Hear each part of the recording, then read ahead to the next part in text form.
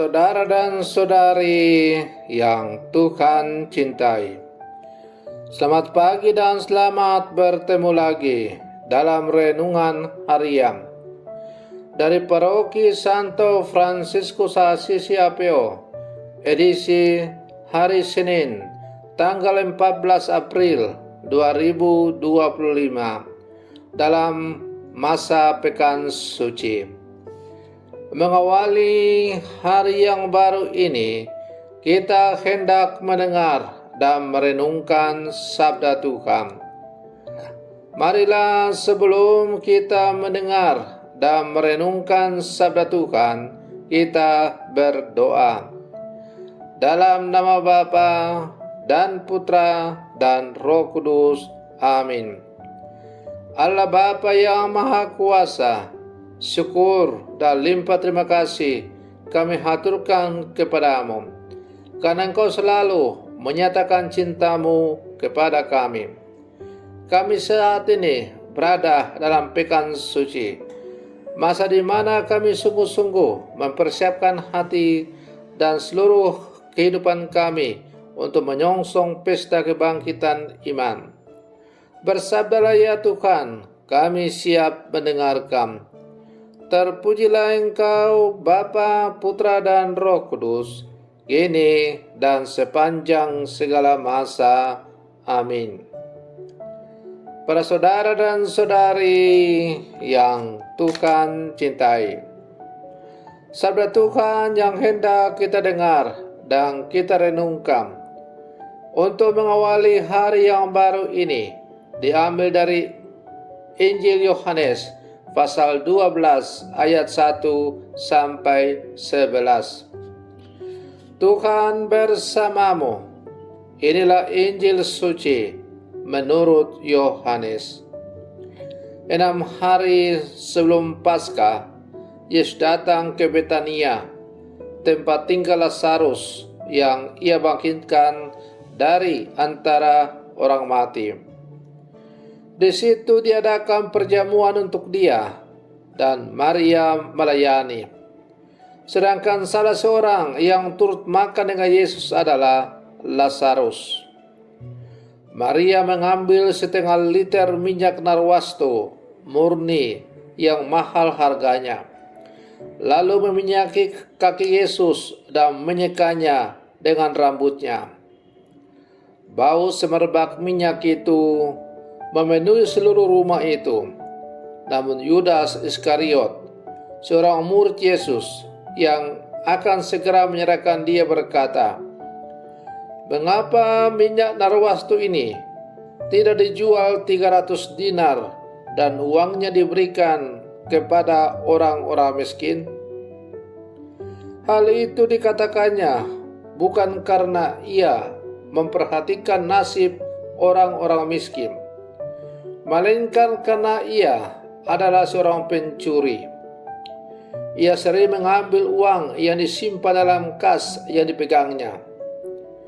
Lalu kata Yesus, "Biarkanlah dia, supaya ia melakukan untuk hari penguburanku. Sebab orang-orang miskin selalu ada bersama kamu, tetapi aku tidak akan selalu ada bersama kamu."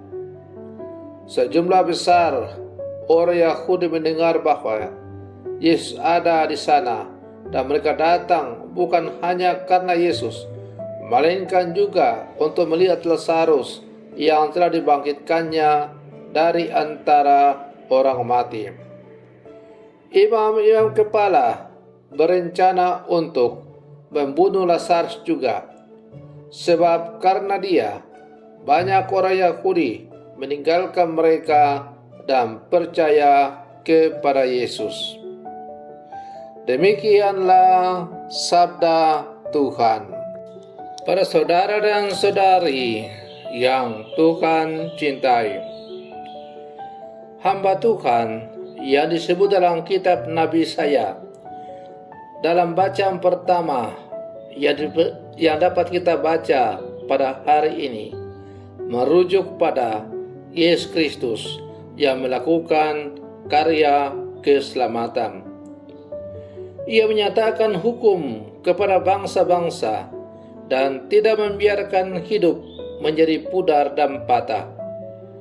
Ia akan menjadi perjanjian yang menyelamatkan bagi manusia. Bulu yang patah terkulai tidak akan diputuskannya, dan sumbu yang pudar nyalanya tidak akan dipadamkannya. Tetapi dengan setia ia akan menyatakan hukum. Ia sendiri tidak akan menjadi pudar dan tidak akan patah terkulai sampai ia menegakkan hukum di bumi.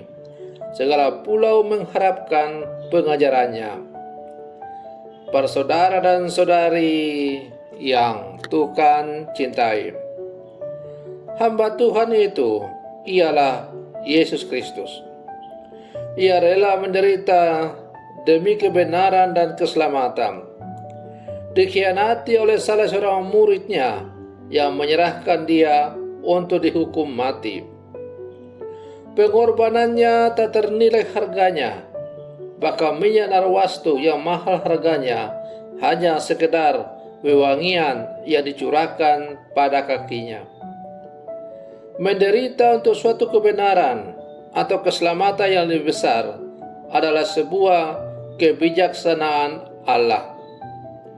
Menjadi kuat dalam apa yang tampak lemah dan tak berdaya adalah sifat seorang hamba Tuhan.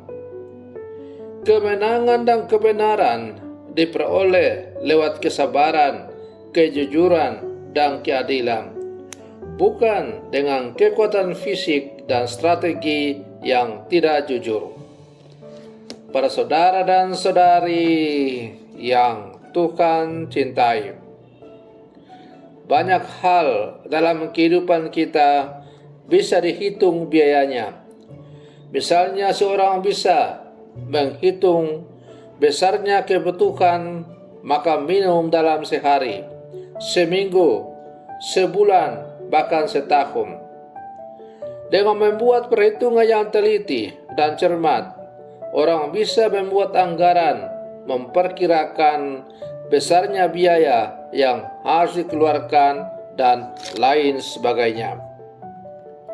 Para saudara dan saudari yang Tuhan cintai, 6 hari sebelum Paskah, Yesus datang ke Betania, tempat tinggal Lazarus yang dibangkitkannya dari kematian.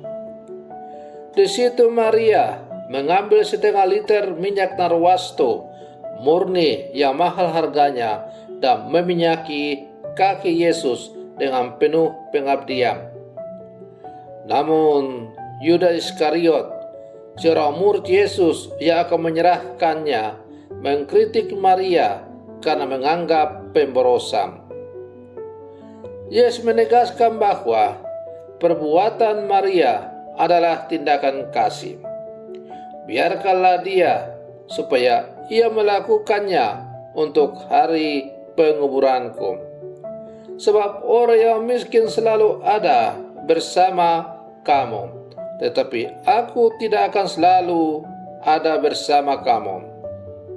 Para saudara dan saudari yang Tuhan cintai,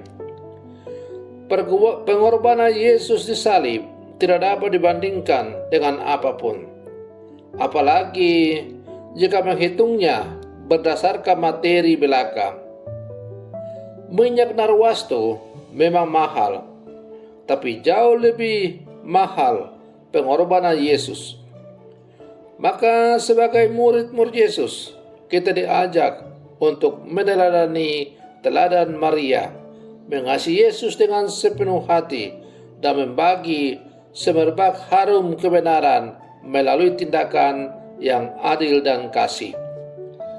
Para saudara dan saudari yang Tuhan cintai, 2 hari lagi kita akan merayakan hari-hari suci dalam kehidupan beriman kita. Kita akan merayakan Hari Raya Kamis Putih.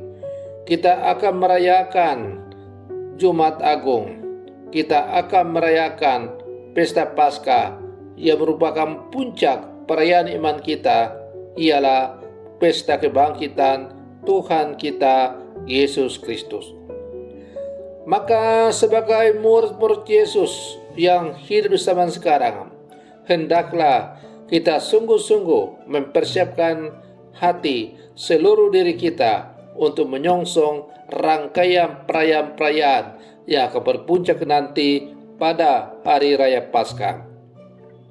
Semoga perayaan-perayaan itu semakin menghantar kita untuk menjadi pribadi-pribadi yang selalu siap berkorban demi sesama tanpa perhitungan pamrih, sebagaimana yang telah diteladankan oleh Yesus sendiri kepada kita dan Maria.